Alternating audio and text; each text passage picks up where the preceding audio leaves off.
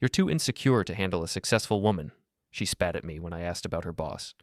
I didn't argue. I just smiled and forwarded her hotel receipts to his wife. By morning, her success came crashing down.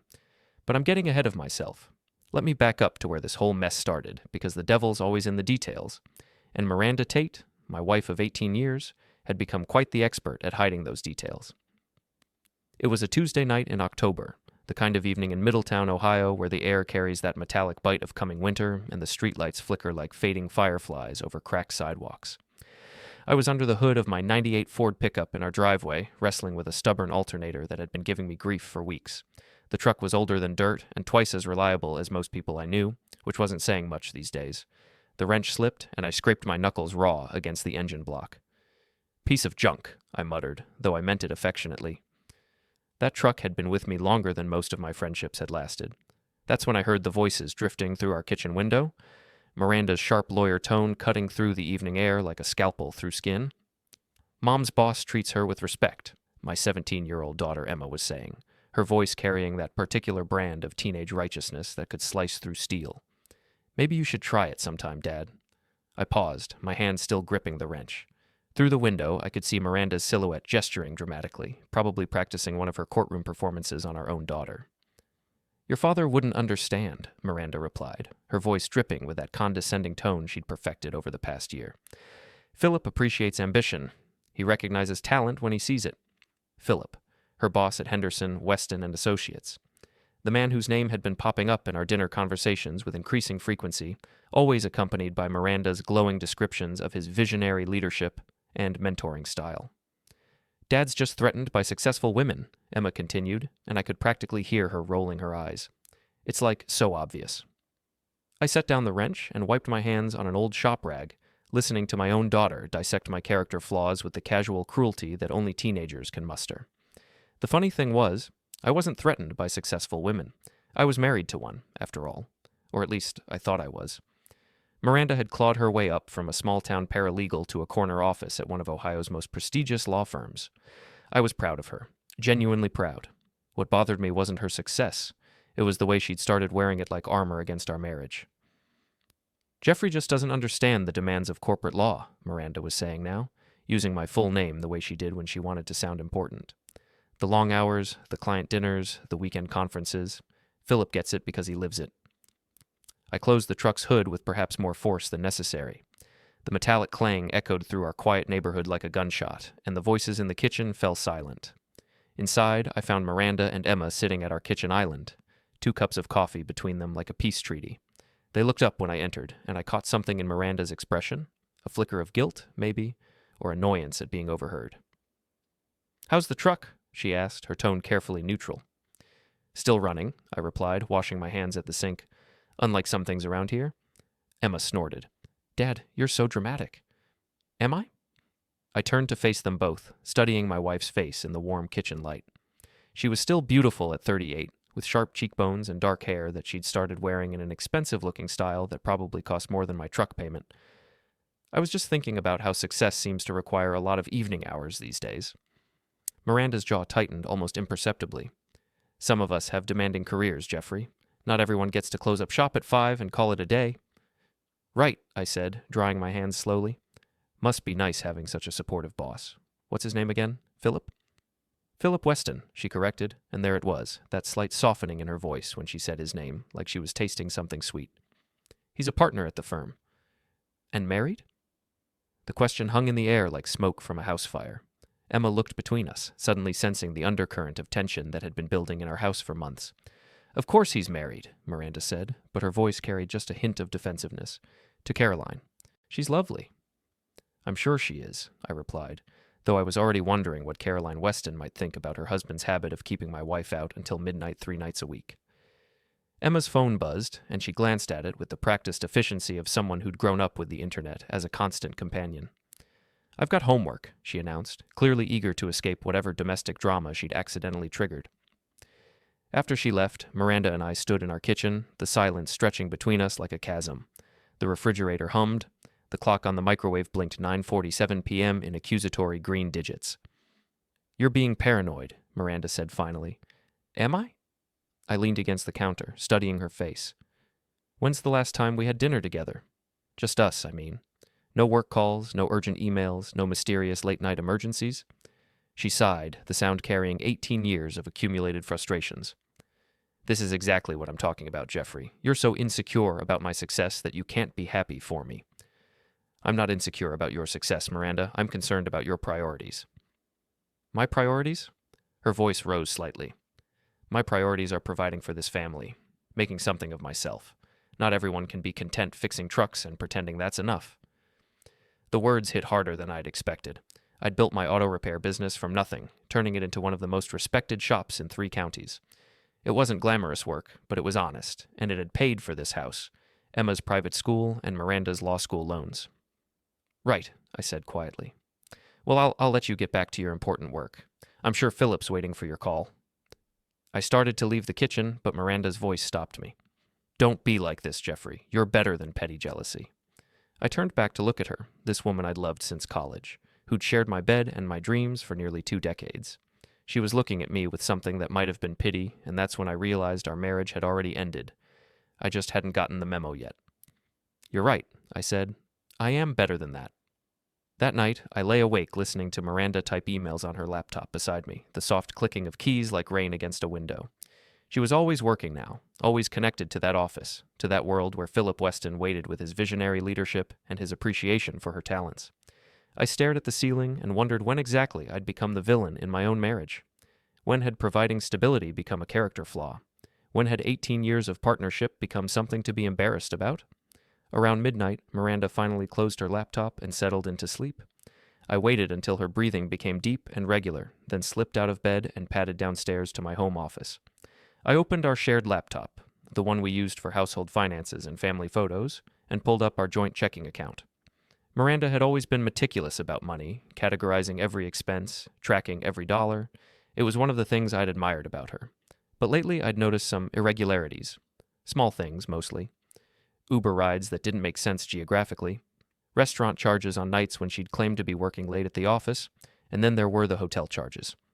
I scrolled through 3 months of statements, my mechanic's eye for detail cataloging each anomaly. The Marriott downtown, the Hilton by the airport, the boutique hotel on Vine Street that catered to business travelers with expense accounts and flexible schedules. The charges were always on weekdays, always when Miranda claimed to be working late or attending client dinners, and they always coincided with Philip Weston's business travel schedule, which I'd cross-referenced using the firm's public calendar of events. I sat back in my chair, staring at the screen. The evidence was circumstantial, but damning, laid out in neat rows of debits and credits like a financial autopsy of my marriage. My phone buzzed with a text message. Miranda, from upstairs. Can't sleep. Everything okay down there? I typed back, just checking some invoices. Be up in a minute. But I didn't go upstairs. Instead, I opened a new browser window and searched for Caroline Weston. It didn't take long to find her. The wife of a prominent attorney in a small city like Middletown might as well be a public figure. She had a Facebook page, a LinkedIn profile, and a charitable foundation in her name. Caroline Weston was beautiful in that polished country club way that money could buy. Blonde hair, perfect smile, the kind of woman who probably played tennis and organized charity galas. In her photos, she looked happy, surrounded by friends and family, completely unaware that her husband was apparently spending his evenings in hotel rooms with my wife. I stared at her picture for a long time, this stranger who was about to become the most important person in my plan for revenge.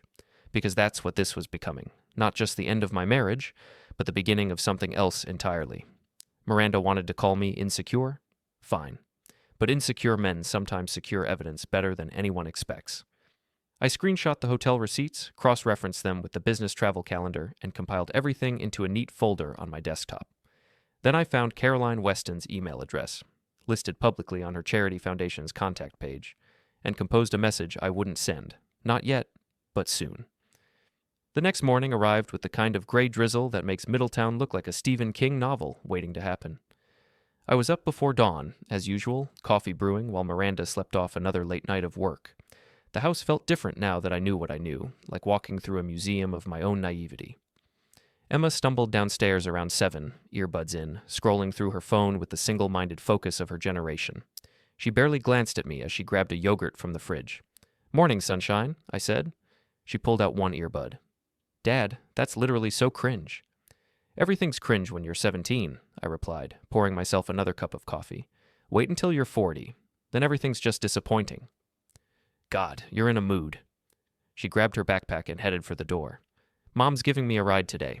She's got an early meeting. With Philip? Emma paused, her hand on the doorknob. I don't know, Dad. Probably. He's her boss. After they left, I sat in my kitchen, listening to the house settle around me. 18 years of memories lived in these walls. Emma's first steps in the living room, Christmas mornings, family dinners that used to mean something.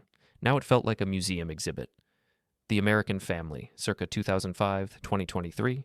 Note the gradual decay of trust and communication. My phone rang. Darren McKenzie, my oldest friend and the closest thing I had to a brother. You sound like garbage, he said without preamble. Darren had been a cop for 20 years before retiring early with a bad back and a pension that barely covered his bar tab. Now he spent his days at my gym, dispensing unsolicited advice and commentary on the moral failures of modern society. Good morning to you too, sunshine. Don't sunshine me. What's eating you? I could have lied. Should have, probably. But Darren had a way of extracting truth like a dentist pulling teeth. Painful, but ultimately necessary. Miranda's having an affair. Silence. Then, you sure? Hotel receipts. Matching travel schedules. The way she says his name like she's tasting chocolate. Philip Weston? You know him? Know of him. Slick bastard. Drives a BMW, belongs to the country club, thinks his money makes him bulletproof. Darren paused. What are you going to do about it? I'm working on that. Don't do anything stupid, Jeff. Guys like Weston have lawyers on speed dial. Funny thing about lawyers, I said. They also have wives. After we hung up, I drove to my shop. Tate's Auto Repair, the business I'd built from a 2-bay garage into a full-service operation that employed 8 people and had a 3-week waiting list for appointments. It wasn't glamorous, but it was mine. My foreman, Tony, was already there, bent over the engine of a 2019 Camaro that belonged to some college kid whose daddy had more money than sense. Morning, boss, Tony said without looking up. Mrs. Henderson called about her Lexus. Says it's making a funny noise. They always make funny noises, I replied. That's how you know they're still running. I spent the morning losing myself in the familiar rhythm of diagnostic work, the methodical process of identifying problems and finding solutions. It was honest work, satisfying in a way that Miranda would never understand. There was something pure about taking a broken machine and making it whole again. Around noon, my phone buzzed with a text from Miranda. Working late again tonight. Don't wait up? I stared at the message, wondering if she even realized how predictable she'd become. Tuesday nights were apparently reserved for Philip Weston's mentorship style. I typed back, No problem, I'll be at the gym. Which was true, technically. I did plan to go to the gym, but first I had a stop to make. The Marriott downtown was the kind of place that catered to business travelers and people having affairs, anonymous, efficient, and discreet. I parked across the street and waited. At 6:30 p.m., Philip Weston's silver BMW pulled into the valet parking area. He was exactly what I'd expected. Tall, well-dressed, the kind of man who'd never had grease under his fingernails or worried about making payroll. He handed his keys to the valet with the casual arrogance of someone who'd never been told no. 20 minutes later, Miranda's white Audi arrived. She'd changed clothes since this morning, trading her conservative work attire for something that hugged her curves in ways I hadn't seen in years. She walked into the hotel like she owned the place. I sat in my truck, engine running, watching the entrance to the hotel where my wife was about to cheat on me with mathematical precision. The rational part of my brain told me to drive away, to confront her directly, to try counseling or mediation, or any of the civilized approaches that reasonable people use to save their marriages. But the other part of my brain, the part that had been listening to lectures about my insecurity and inadequacy for months, wanted something else entirely. I wanted revenge. Not the hot, impulsive kind that leads to assault charges and restraining orders, the cold, calculated kind that destroys people slowly, methodically, the way they'd destroyed me. I drove to Philip's condo, a sleek glass tower that probably cost more than my house. His BMW was still at the hotel, which meant his parking spot in the underground garage was empty. I'd brought a knife from my shop, not for violence, but for precision. 4 quick cuts, and his tires hissed their last breath onto the concrete floor. Then I pulled out a piece of paper and wrote, Enjoy the ride, Phil. G. I left the note under his windshield wiper and walked away, feeling lighter than I had in months. The next morning, Miranda was unusually quiet over coffee. She kept checking her phone, frowning at whatever messages she was receiving. "Everything all right?" I asked, though I already knew the answer. "Just work stuff," she said, but her voice carried an edge of anxiety that hadn't been there before. "Philip having car trouble?" She looked up sharply. Why would you ask that?" "Just wondering. You seem stressed." She studied my face for a long moment, searching for something. "Geoffrey, you wouldn't do anything stupid, would you?" "Like what?" "I don't know. Just promise me you're not going to make the situation worse than it already is." "What situation is that, exactly?" She opened her mouth to answer, then seemed to think better of it. "Nothing. Just be careful, okay?" After she left, I sat in my kitchen, smiling for the first time in weeks. The war had officially begun, and Miranda was already rattled. My phone buzzed with a text from an unknown number. "Nice try. You're not as clever as you think." I stared at the message, feeling a chill run down my spine. Someone was watching. Someone knew what I'd done. But instead of fear, I felt something else entirely. Excitement. Let them watch. Let them try to stop me. I'd spent 18 years being the good husband, the reliable provider, the man who fixed things instead of breaking them. But Miranda was right about one thing. I was insecure.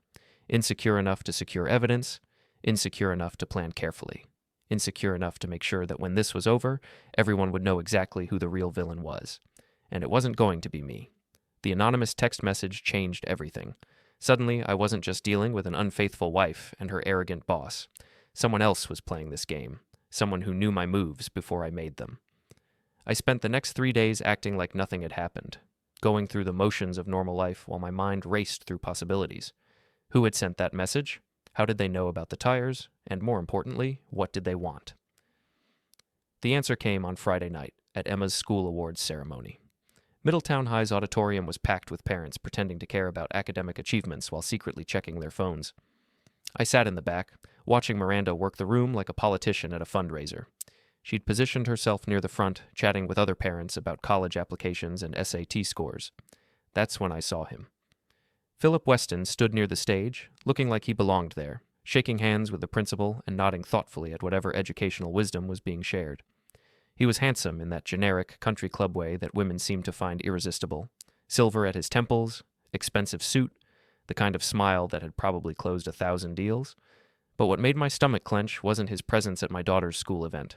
It was the way Miranda gravitated toward him like a moth to a flame, the way they stood just a little too close, the way other parents glanced at them with knowing looks. They were making a spectacle of themselves, and everyone knew it. "Quite a show," said a voice beside me. I turned to find a woman I didn't recognize, mid-40s, blonde, wearing the kind of understated elegance that screamed old money.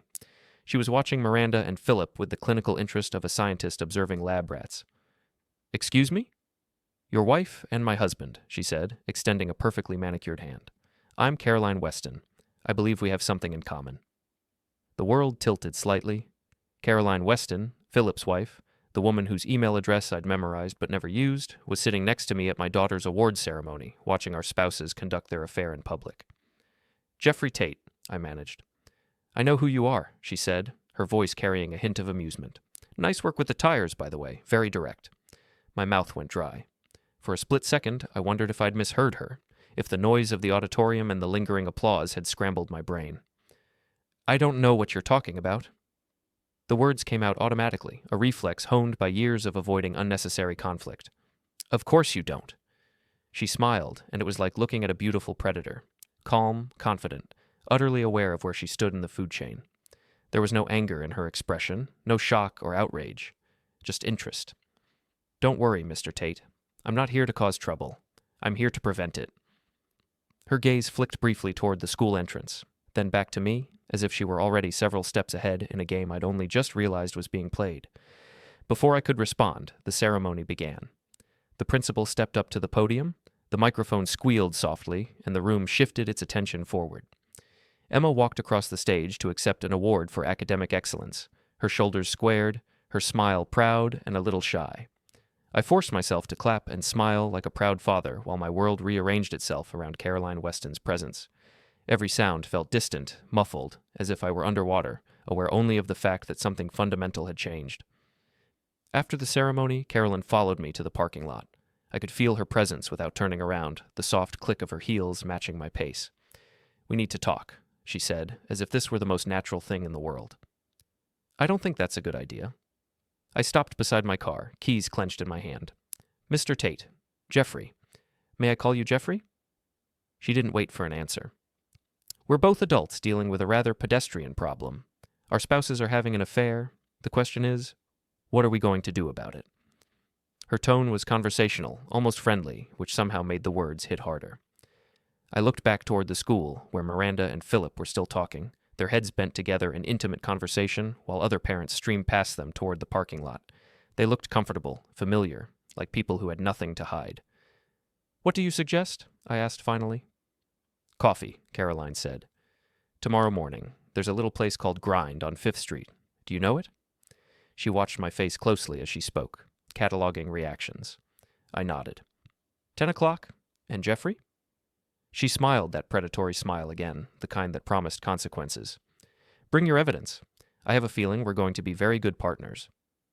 That night, Miranda came home late again, humming softly as she got ready for bed. She seemed lighter somehow, happier than she'd been in months. The irony wasn't lost on me. My wife's affair was apparently good for her mood, doing what our marriage apparently could not. How was the ceremony? She asked, though she'd been there and knew exactly how it had gone. Educational, I replied. She paused in brushing her teeth. What's that supposed to mean? Just that I learned some interesting things about our community, about the people we know. I kept my tone neutral, careful. In the mirror, I could see her watching me, trying to read between the lines of my carefully measured words. Geoffrey, if you have something to say, just say it. I met Caroline Weston tonight. The toothbrush slipped from Miranda's hand, clattering into the sink. You what? Philip's wife. Lovely woman. Very perceptive. I leaned against the doorframe, arms crossed. Miranda's face had gone pale. What did she say to you? Nothing much. Just small talk. Although she did mention something interesting about tire maintenance. For a moment, I thought Miranda might confess everything. Her mouth opened, then closed, like a fish gasping for air. Her eyes darted away, then back. But then her lawyer instincts kicked in, and her expression hardened into something familiar and cold. I don't know what you think you're playing at, Geoffrey, but you need to stop. Now, before you embarrass yourself even more than you already have. Embarrass myself? That's rich, coming from someone who's been conducting her affair at our daughter's school events. Affair? Her voice rose to a near shriek. What affair? Philip is my boss. You paranoid? Save it for someone who hasn't seen the hotel receipts, Miranda. Save it for someone who doesn't know about the matching travel schedules and the late-night Uber rides and the way you say his name like you're tasting wine. She stared at me for a long moment, and I could practically see the wheels turning in her lawyer brain, calculating risks and responses, deciding which version of reality to defend. You've been spying on me. I've been paying attention. There's a difference. This is exactly what I'm talking about, she said, but her voice had lost its edge, the certainty leaking out. You're so insecure, so threatened by my success, that you're seeing conspiracies everywhere. Your success, I repeated quietly. Is that what we're calling it? She turned away from me, gripping the edge of the bathroom counter as if it were the only solid thing left. I want you to stay away from Caroline Weston, and I want you to stop this stalking behavior. It's beneath you. A lot of things are beneath me, apparently, like my job, my income, my inability to appreciate your talents the way Philip does. That's not what I meant. Isn't it? I moved closer, studying her reflection in the mirror. When did I become the enemy, Miranda? When did 18 years of marriage become something to be ashamed of? She met my eyes in the mirror, and for a moment I saw something that might have been regret. But then it was gone, replaced by the cold professionalism she wore like armor. I'm not having this conversation with you when you're in this state. What state is that? Irrational, paranoid, cruel. She pushed past me toward the bedroom, and I let her go. There was nothing left to say, anyway. The battle lines had been drawn, and Caroline Weston was waiting with reinforcements. The next morning, I arrived at Grind 10 minutes early and ordered black coffee from a barista who looked like she'd rather be anywhere else. The cafe was the kind of place that attracted freelance writers and college students. Exposed brick walls, mismatched furniture, and the persistent smell of fair trade righteousness. Caroline arrived precisely on time, wearing jeans and a cashmere sweater that probably cost more than most people's monthly salary. She looked different in daylight. Older, more tired, but also more dangerous. Thank you for coming, she said, sliding into the seat across from me. I'm not sure why I'm here. Because you're angry, she replied matter-of-factly. And because you want to hurt them the way they've hurt you, but mostly because you're smart enough to know that revenge is a dish best served with proper planning. She was right, and we both knew it. How long have you known? I asked. About the affair? 6 months, maybe longer. She stirred sugar into her latte with mechanical precision. Philip's not as clever as he thinks he is. Neither is your wife, apparently. Why haven't you done anything about it? Who says I haven't? She smiled that predatory smile again. The tire incident was amusing, Geoffrey, but ultimately pointless. Philip just bought new tires and claimed them as a business expense. Your wife probably found it exciting, evidence that her boring husband was finally showing some passion. The words stung because they were probably true. So, what do you suggest? Patience, planning, and a thorough understanding of what we're really dealing with. She reached into her purse and pulled out a manila folder. Philip isn't just having an affair with your wife, Geoffrey. He's having affairs with several women at the firm. Your Miranda is just the latest in a long line of associates who've discovered the fast track to partnership. She slid the folder across the table. Inside were photographs, emails, financial records, a comprehensive dossier of Philip Weston's extracurricular activities. How did you get all this? I'm a wealthy woman with a cheating husband and a lot of free time. Amazing what you can accomplish with the right private investigator and a complete lack of scruples. I flipped through the documents, my anger building with each page. Miranda wasn't special. She wasn't even unique. She was just another ambitious lawyer who'd confused professional advancement with personal worth. What do you want from me? I asked. Partnership, Caroline said. You know your wife's habits, her weaknesses, her secrets. I know my husband's business dealings, his financial vulnerabilities, his professional relationships. Together, we can destroy them both. Destroy them how? Thoroughly, publicly, permanently. She leaned forward, and I caught a glimpse of the steel beneath her polished exterior. They want to humiliate us, Geoffrey. They want to parade their affair around town like some grand romance while we sit at home playing the role of the betrayer.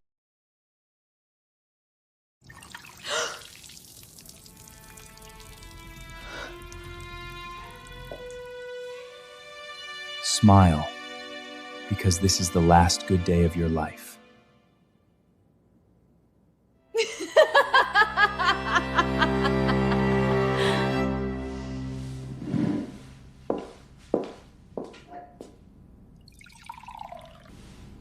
Cute. Remember that night? Your office party?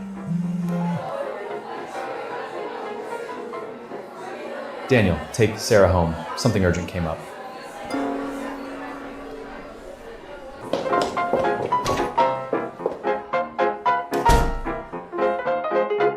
I'm pregnant.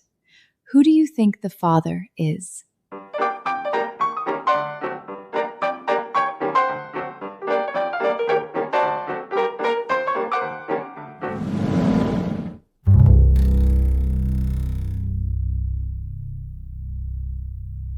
Spouses.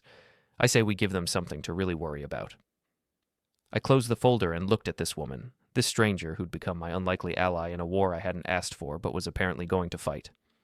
When do we start? We already have, Caroline said. The real question is, how far are you willing to go? As I drove home, that question echoed in my mind. How far was I willing to go? A week ago, I would have said I was a peaceful man, someone who solved problems with conversation and compromise. But that was before I'd watched my wife conduct her affair at our daughter's school event, before I'd realized that 18 years of marriage meant less to her than a promotion and a corner office. Now I was willing to go as far as necessary, and with Caroline Weston as my partner, that was going to be very far indeed. The plan Caroline and I developed was elegant in its simplicity and devastating in its scope. We would expose Philip and Miranda's affair, but not through angry confrontations or dramatic scenes. Instead, we would let them destroy themselves, providing just enough rope for them to hang their own reputations. It started with Sandra Mercer. Sandra was the HR director at Henderson, Weston and Associates, a sharp-eyed woman in her 50s who'd been watching Philip's behavior for years but lacked the ammunition to act. Caroline had identified her as a potential ally, someone with both the authority and the motivation to bring down a predatory partner. I met Sandra at a chain restaurant outside of town, the kind of anonymous place where corporate conspiracies are born over mediocre appetizers and watered-down drinks. Mrs. Weston says you have information about Philip, Sandra said without preamble. She was a no-nonsense woman who clearly didn't have time for small talk.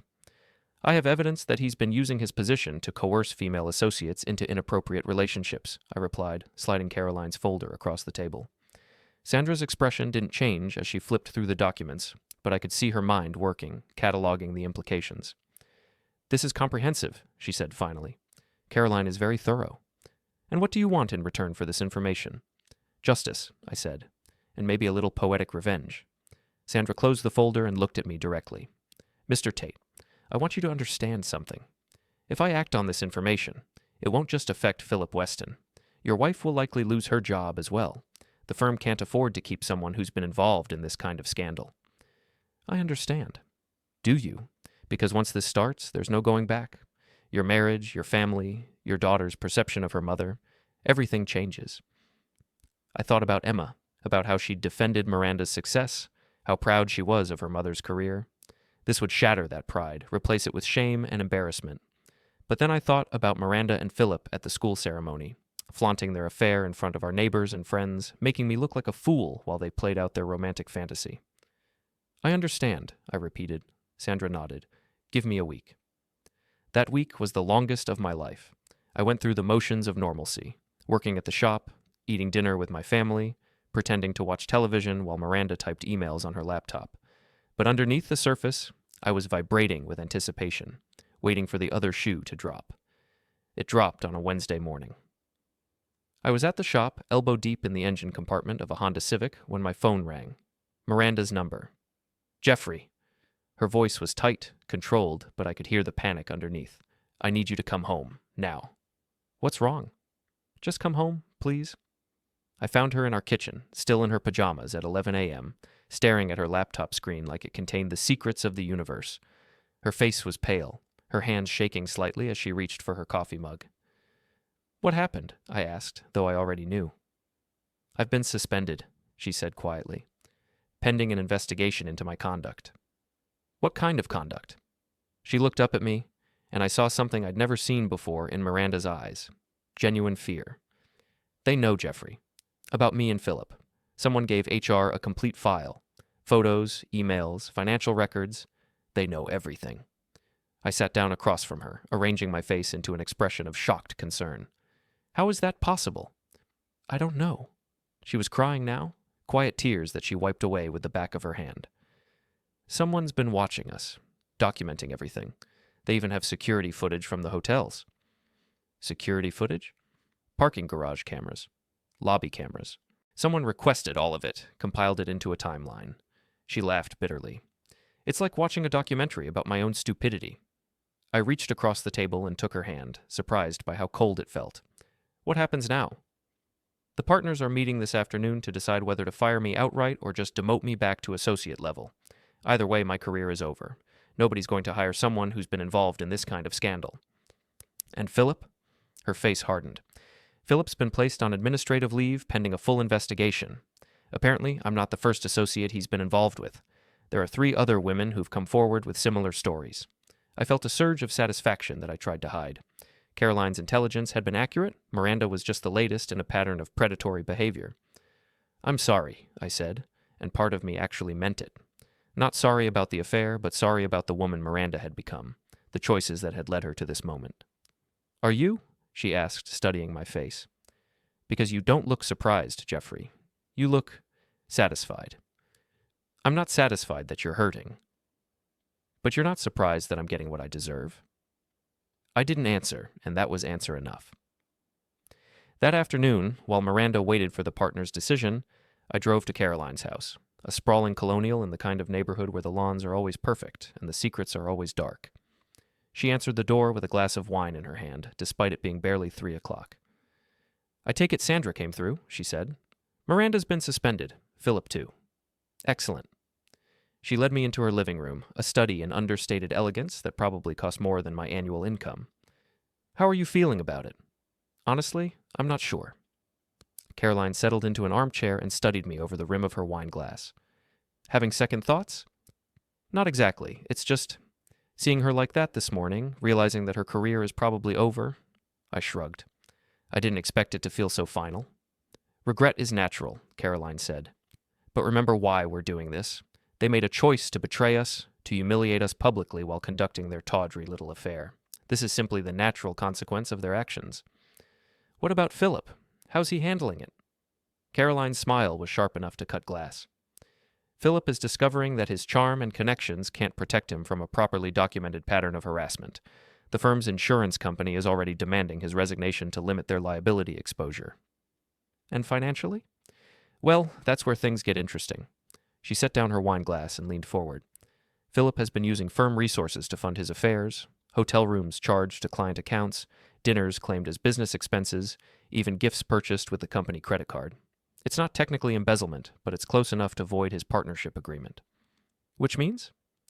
Which means he'll lose his equity stake in the firm, his pension, and probably his law license when the Bar Association gets involved. She picked up her wine again. Amazing how quickly a successful career can unravel when someone starts pulling the right threads. I thought about Miranda, sitting in our kitchen in her pajamas, watching 18 years of professional advancement disappear in a single morning. What happens next? Next, we let them stew for a while, let them realize the full scope of what they've lost. Then, when they're at their lowest point, we make sure everyone knows exactly why it happened. Everyone? Geoffrey, they humiliated us publicly. It's only fair that their downfall be equally public. That evening, Miranda didn't come home until almost midnight. When she finally walked through the door, she looked like she'd aged 10 years in a single day. How did it go? I asked. I've been terminated, she said flatly. Effective immediately. They're also considering whether to report me to the Bar Association for professional misconduct. I'm sorry. No, you're not. She kicked off her heels and collapsed onto the couch beside me. You're glad this happened. You probably helped make it happen. Miranda, don't lie to me, Geoffrey. I know you. I know how your mind works. You found out about the affair, and you decided to destroy my career rather than try to save our marriage. She wasn't entirely wrong, but she wasn't entirely right either. I didn't destroy your career, Miranda. You did that yourself when you decided that sleeping with your boss was a path to success. God, you're sanctimonious. She laughed bitterly. 18 years of marriage, and this is how it ends, with you sitting there looking satisfied while my life falls apart.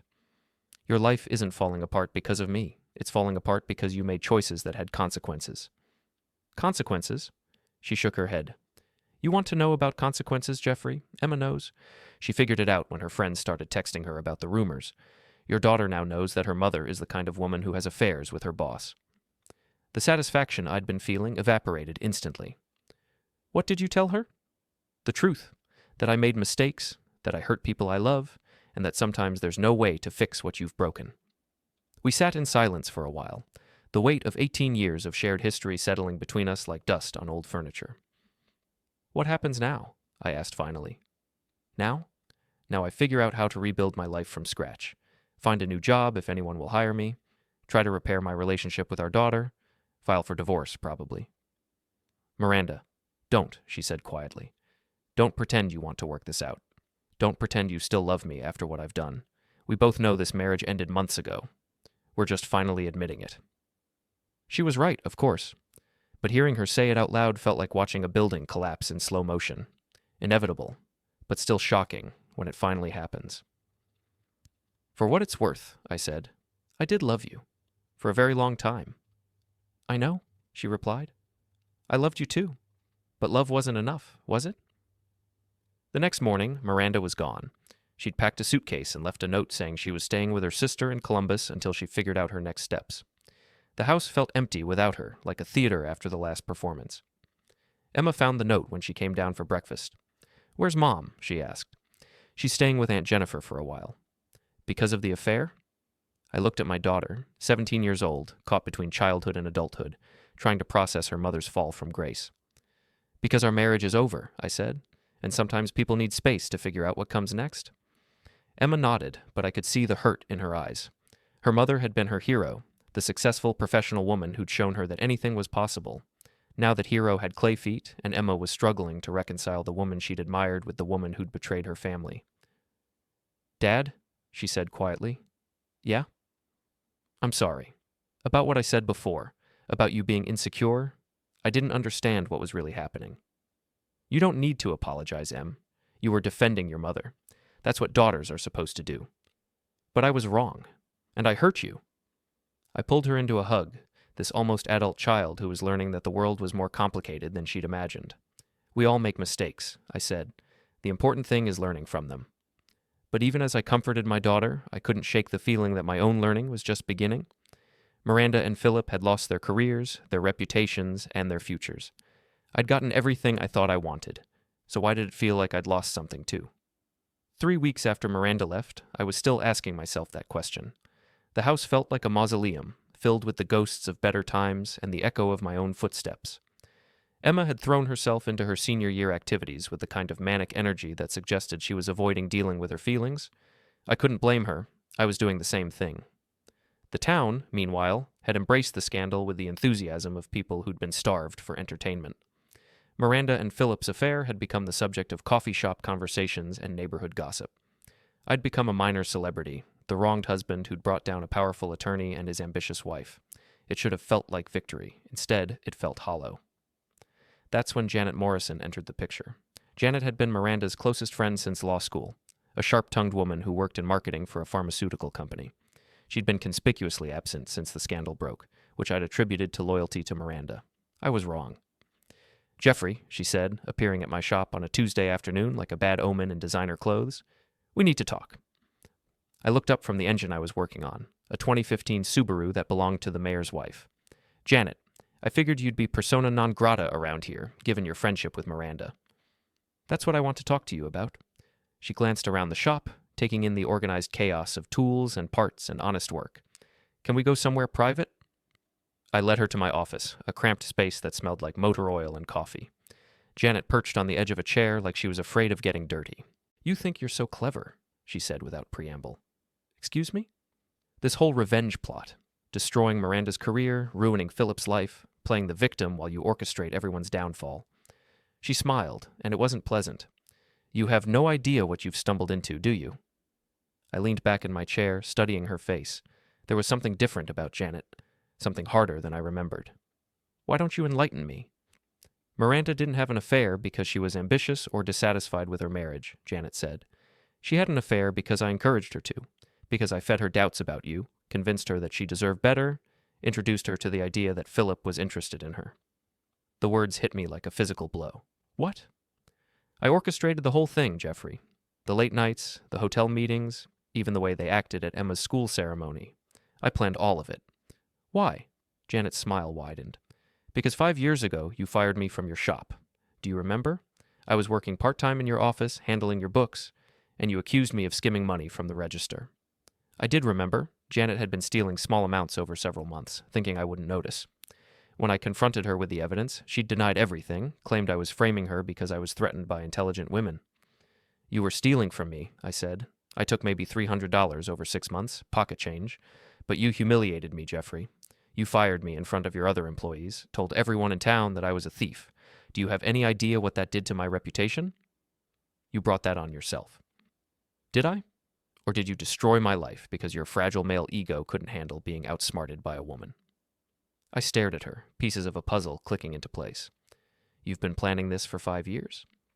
"Planning is too strong a word. Waiting, maybe, watching for an opportunity to make you pay for what you did to me." She leaned forward. "When Miranda started complaining about your marriage, about how you didn't appreciate her success, I saw my chance. I encouraged her dissatisfaction, fed her ego, made her believe she deserved better than a small-town mechanic. And Philip? Philip was easy. He's been preying on female associates for years. Caroline Weston's investigation was accurate about that. I just made sure he noticed Miranda, suggested she might be receptive to his advances." Janet shrugged. "Men like Philip don't need much encouragement to behave badly." The scope of her manipulation was staggering. She'd destroyed my marriage, ruined Miranda's career, and brought down Philip Weston, all for revenge over a part-time job she'd lost half a decade ago. "You're insane," I said. "Am I? Or am I just better at long-term planning than you are?"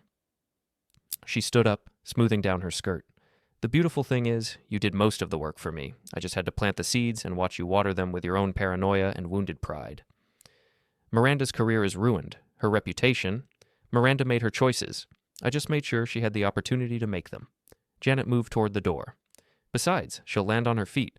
Women like Miranda always do. But you, Geoffrey, you're going to spend the rest of your life knowing that you destroyed your own family for revenge. and it was all based on a lie. What lie? The lie that Miranda stopped loving you because you weren't successful enough. The truth is, she stopped loving you because I convinced her to, because I whispered in her ear for months about your inadequacies, your failures, your inability to appreciate her. Janet paused at the door. She might have had the affair anyway, eventually, but she definitely had it because I made sure she would. After she left, I sat in my office for a long time, staring at the wall and trying to process what I'd just learned. My marriage hadn't ended because of natural incompatibility or growing apart or any of the usual reasons marriages fail. It had ended because a woman I'd fired for stealing had spent 5 years orchestrating its destruction. The worst part was, Janet was right about one thing. I had done most of the work myself. My wounded pride, my need for revenge, my willingness to partner with Carolyn Weston to bring down Miranda and Philip, all of it had played into Janet's hands perfectly. I thought about calling Miranda, trying to explain what I'd learned. But what would I say? That our marriage had been sabotaged by a mutual friend? That her affair was the result of psychological manipulation? It wouldn't change anything. The affair had still happened.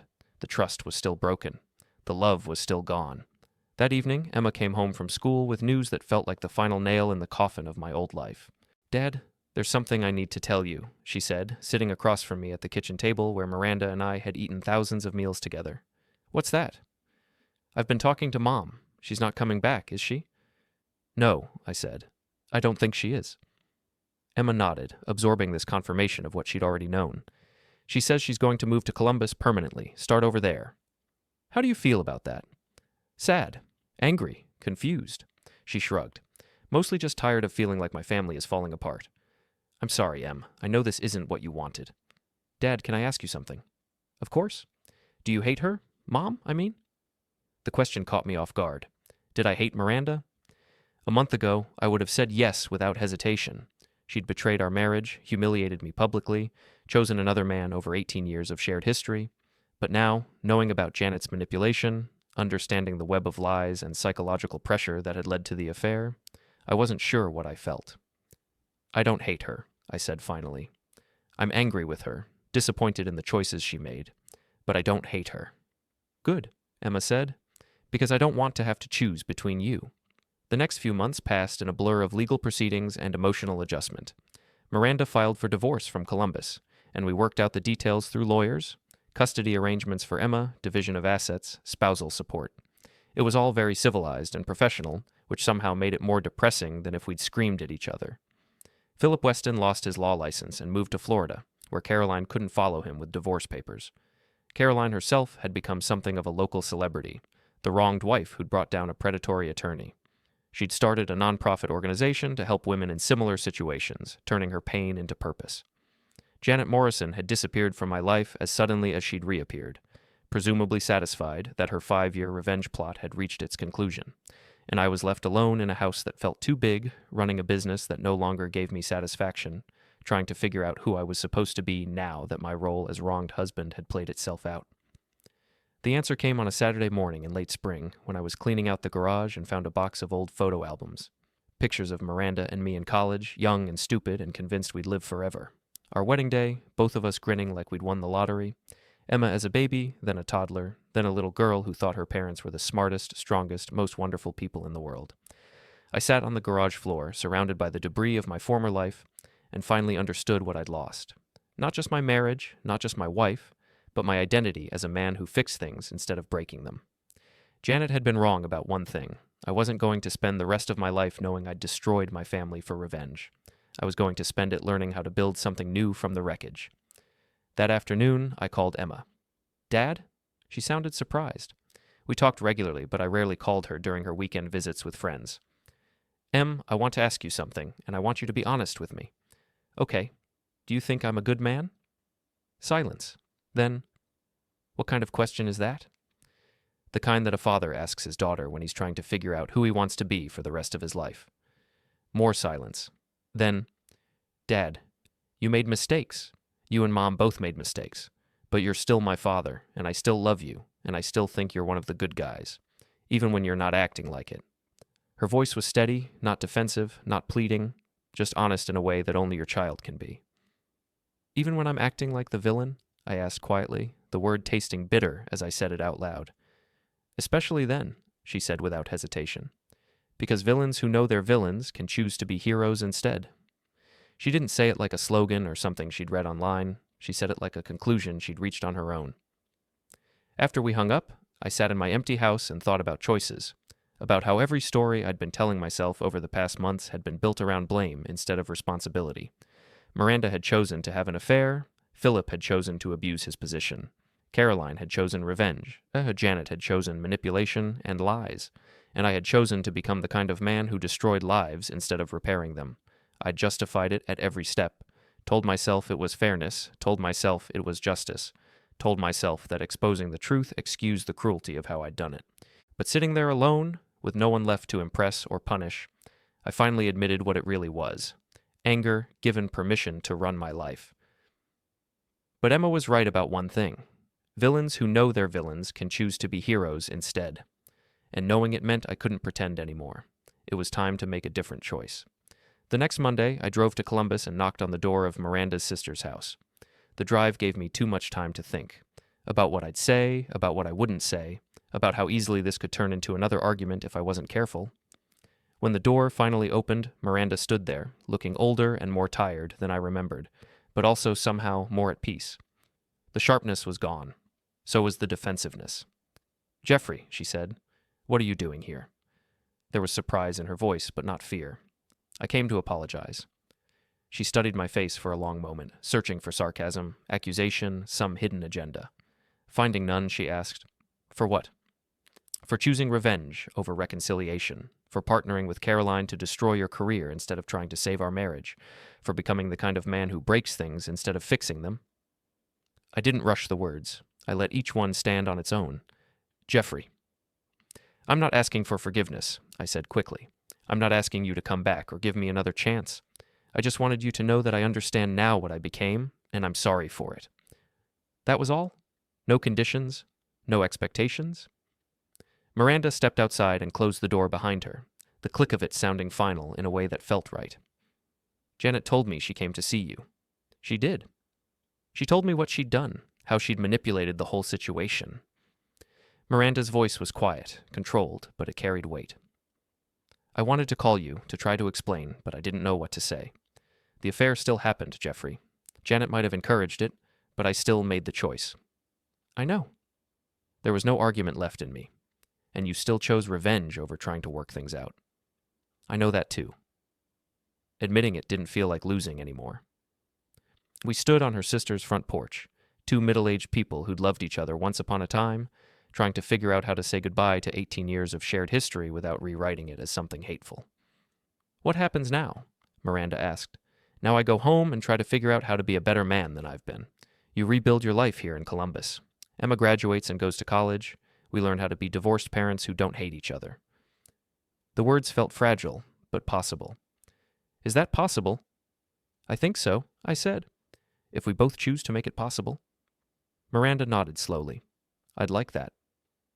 And for the first time in months, I believed her. As I drove home to Middletown, I thought about the story I'd tell if anyone asked me what had happened to my marriage. I could blame Miranda's affair, Philip's predatory behavior, Janet's manipulation, Caroline's thirst for revenge. All of those things had played a role.